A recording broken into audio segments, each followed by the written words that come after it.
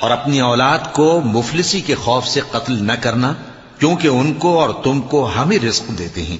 کچھ شک نہیں کہ ان کا مار ڈالنا بڑا سخت گناہ ہے، اور زنا کے پاس بھی نہ جانا کہ وہ بے حیائی ہے اور بری راہ ہے۔ اور جس جاندار کا مارنا اللہ نے حرام کیا ہے اسے قتل نہ کرنا مگر جائز طور پر، یعنی بفتوائے شریعت۔